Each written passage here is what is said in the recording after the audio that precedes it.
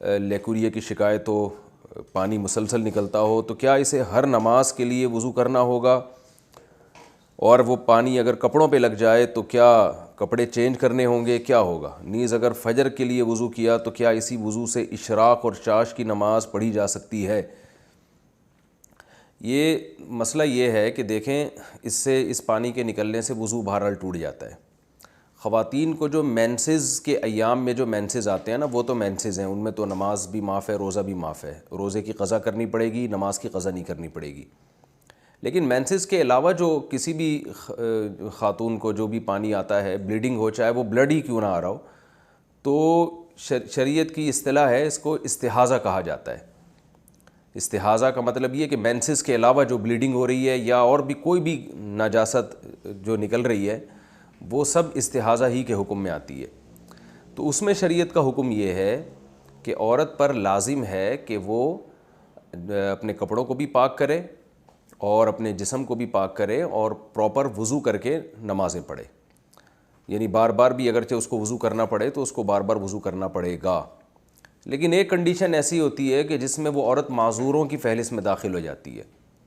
معذور کا مطلب یہ ہوتا ہے کہ اتنی زیادہ رطوبت جسم سے خارج ہو رہی ہے یا اتنی نجاست بار بار خارج ہو رہی ہے کہ نماز کا پورا ٹائم گزر جائے اور آپ کو اتنا ٹائم نہ ملے کہ آپ باقاعدہ وضو کر کے پاک کپڑوں میں نماز پڑھ سکیں.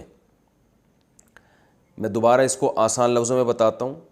یعنی زندگی میں کبھی بھی ایسا ہو جائے نا کہ نماز کا پورا ٹائم آپ کا گزر گیا اور آپ پاک کپڑوں میں اپنے آپ کو پاک کر کے وضو کر کے نماز ہی نہیں پڑھ پا رہے ہیں.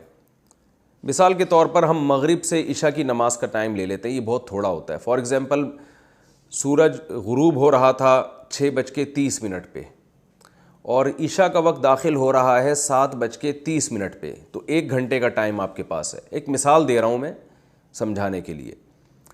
اب کسی خاتون نے 6:30 بجے وضو کرنے کے لیے مغرب کی نماز کا یعنی ارادہ کیا اور وضو کرنے کے لیے وہ گئیں.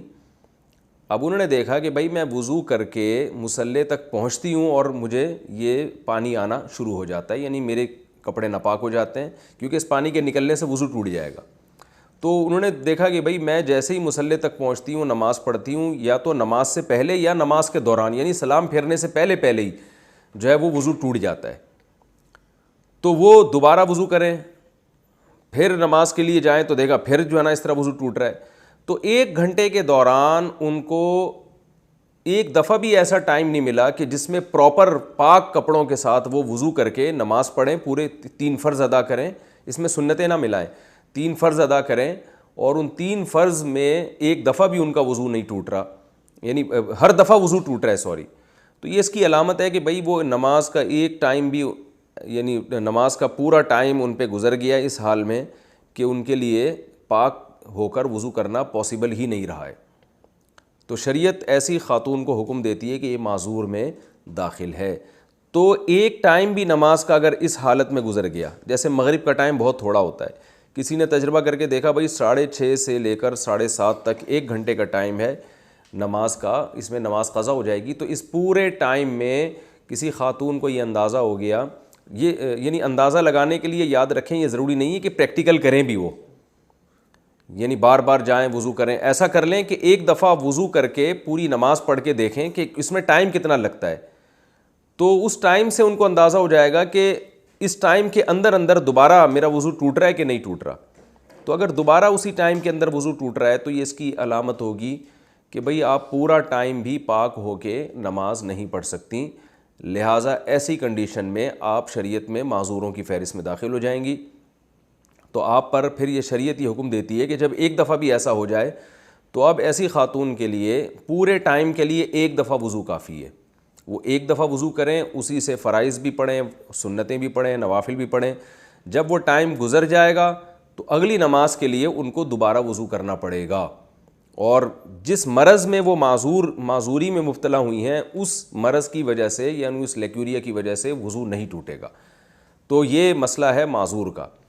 اب ایک دفعہ جب یہ ہو گیا نا, جیسے مغرب سے عشاء کے دوران تجربہ کر کے دیکھ لیا بھائی پورا ٹائم گزر جاتا ہے اور اتنی فرصت نہیں ملتی کہ پاک ہو کے نماز پڑھ سکیں, تو اب یہ نہیں کہ ہر نماز میں اتنا ٹائم گزرے، ایک نماز میں بھی جب اتنا ٹائم اتنا ٹائم گزر چکا ہے کہ آپ پاک ہو کر وضو نہیں کر سکتے، تو اب جب ایک دفعہ ایسا ہو گیا تو اب معذوروں کی فہرست میں داخل ہو گئے. اب ہر نماز میں آپ نے صرف ایک ہی وضو کرنا ہے اور اسے فرائض، واجبات، سنت، نوافل جب تک ٹائم باقی ہے آپ وہ تمام نمازیں آپ اسی وضو سے پڑھتے رہیں. یعنی لیکوریا کی وجہ سے آپ کا وضو نہیں ٹوٹے گا.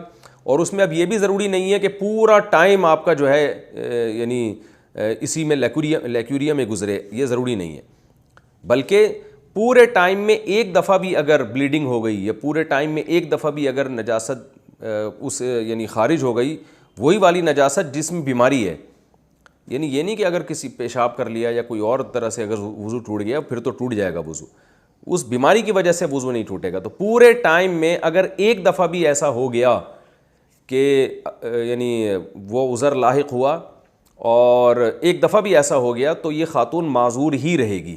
یعنی پہلی دفعہ میں تو یہ ضروری ہے کہ پورا ٹائم گزر جائے اور پاک نہ ہو سکیں. اگلی دفعہ میں یہ ضروری نہیں ہے کہ پورا ٹائم گزر جائے، بلکہ پورے ٹائم میں ایک دفعہ بھی اگر بلیڈنگ ہوئی تو بھی وہ معذوروں میں ہی داخل رہیں گی. اب معذوروں سے صحت مند لوگوں کی فہرست میں آنے کے لیے یہ ہوگا کہ پورے ٹائم میں ایک دفعہ بھی بلیڈنگ نہ ہو. یعنی آسان لفظوں میں یوں بتاتا ہوں کہ معذوروں کی فہرست میں داخل ہونے کے لیے تو شرائط مشکل ہیں. پورے ٹائم گزر جائے، آپ کو وضو اور نماز آپ مکمل نہ کر سکیں پاکی کی حالت میں. کسی بھی ایک نماز کا جب پورا ٹائم گزرے گا اس طرح سے تو آپ معذوروں کی فہرست میں داخل ہو جائیں گے. لیکن معذوروں کی فہرست میں داخل ہونے کے بعد پھر اس فہرست میں باقی رہنے کی شرائط بہت آسان ہے.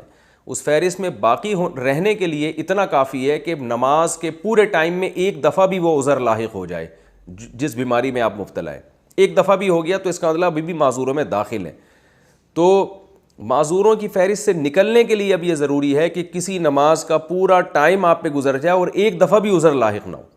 مثال کے طور پر مغرب اور عشاء کی ایک گھنٹے میں آپ نے ٹرائی کر کے دیکھ لیا بھائی آپ پاک ہو کے وضو کر کے نماز نہیں پڑھ سکتے، تو اس کا مطلب یہ ہے کہ آپ معذوروں کی فہرست میں داخل ہو چکے ہیں. اب آپ نے دیکھا کہ عشاء کے وقت سے لے کے صبح صادق تک پورا ٹائم گزر گیا، ایک دفعہ بھی اگر لیکوریا ہوا ہے اور بلیڈنگ وغیرہ ہوئی ہے تو بھی آپ معذور ہیں. اور ایک نماز کا ٹائم ایسا آیا جیسے ظہر سے لے کے عصر تک کا ٹائم، پورا ایسا ٹائم آ گیا کہ اس میں ایک دفعہ بھی بلیڈنگ نہیں ہوئی، تو اس کا مطلب آپ دوبارہ صحت مند لوگوں کی فہرست میں داخل ہو گئے ہیں اور وہی حکام ہیں جو صحت مند لوگوں کے ہوتے ہیں. تو یہ جو میں نے مسئلہ بیان کیا یہ صرف لیکوریا کی مریض خواتین کا نہیں ہے، بلکہ ہر وہ شخص جو معذور ہو، چاہے مرد ہو یا عورت. بعض مردوں کو یہ بیماری ہوتی ہے، پیشاب کے قطرے ان کے ٹپکتے رہتے ہیں، بار بار وضو ٹوٹتا رہتا ہے. بعض لوگوں کو گیس کی بیماری ہوتی ہے، ہوا بہت زیادہ خارج ہوتی ہے ان کی پیٹ سے تو وہ وضو نہیں روک سکتے. بعض لوگوں کو کوئی زخم ہے جس میں پیپ پڑ گئی اور وہ پیپ نکل کے بہتی رہتی ہے.